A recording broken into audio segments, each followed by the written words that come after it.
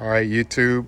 First of all, got a friend over that I just met, Miguel. He brought some nice, thick.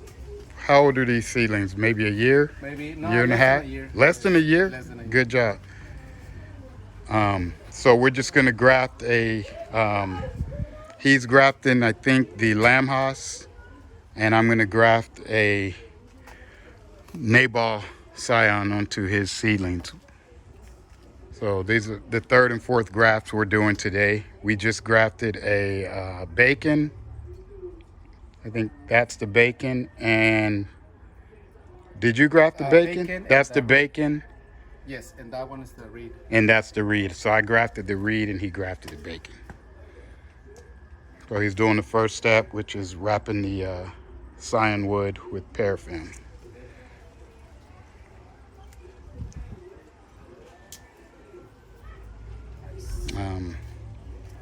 While he's doing that, I think we already sterilized our materials. Yes. Did we already with Yes. alcohol? He did already. Yeah. Thanks. Time. Yeah, I do it after just about every cut, but I'm not sure if that's necessary. But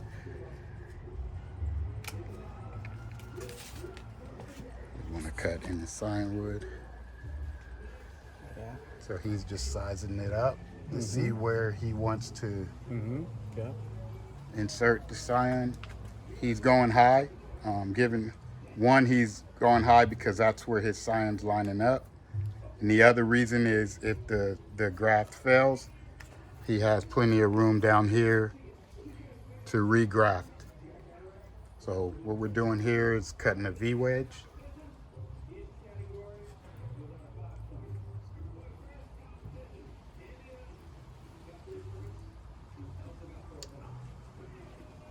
And he's going right down the center of the scion wood. It looks like he's going about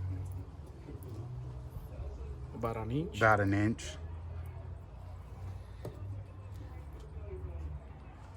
And then if I can get in close enough, he's just gonna line up the cambium layers. That's that little layer right underneath the skin. He wants those two to line up. Let's see what that looks like. Yep. Let me come around this way before you wrap it. So he's got the best lineup on this side. It was pretty close on both sides. So.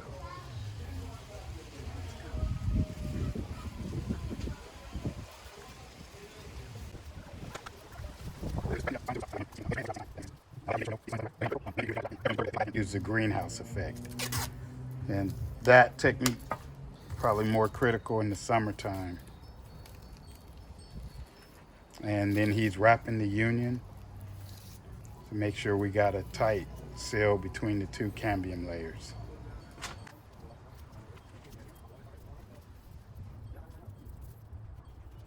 And that's it. And the last step would be the label. We won't bore you guys with that. Yeah. One more to do and we're done for today. All right, so we're gonna do the second, fourth overall graft, but this is a Nabal, something I didn't mention. We know it's good scion wood when you can barely bend it and it's not too flexy, pliable. So what do you think, Miguel? About right there? Yeah, that's fine. That's good? Yeah, that's good. Did it give you some room? Yeah. Maybe right there. I already cleaned my tools. I have grafting knives, but I kind of fell in love with using a razor blade, even though the grafting knife has that little tool on the back. By the way, I never put my hand down here because you look at that scar. No. That's from a razor blade slipping a couple years ago, and I learned the hard way. So hear me on that and don't learn the hard way. Miguel did a traditional wedge cut for you guys. I'm going to show you the untraditional way that I learned in a video. Put it on the table, and we want to get like a arrow shape, kind of just a V wedge. I say untraditional because I didn't hold it and strip it out. So you saw how easy that was. And it And came out last really step, nice. and it came out really nice. Really You want nice, to yeah. see that? But, that may take practice, but we want to line up the cambium layers of the two, the rootstock and the scion. So I'm just gonna separate that a little.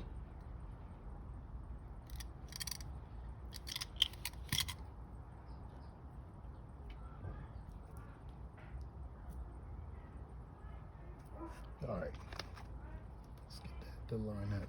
So see that? I'll spin it around so they can see the other side. So these are pretty close to being lined up on both sides. So we may have 4 levels of contact on this one. Oops, I just noticed something. You see that? You want a little sharper than that. That'll probably take, but I would like to fix that. So we had it sharp on the inside, but I just noticed the outside edge needs to just be a little bit sharper. There we go. All right. So that's the part where you want to kind of take a good look at your graft, because once you seal it up, it's too late. So there we go. If you look at that, that might make the difference between it failing and taking or not.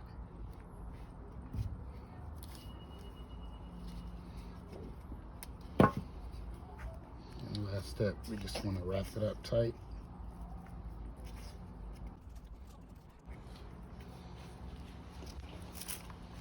Let's put like some firm pressure on it. I like to give it one good squeeze. And I think he showed me. I wanted to show them a different way, if you don't mind. Yeah. So I think he showed you how to do it with the other tape. I want to just show you a quick way with the rubber band. And the good thing about the rubber band is you never have to cut this loose. It's just going to come off on its own. But it's holding tension. It'll dry and just fall off. So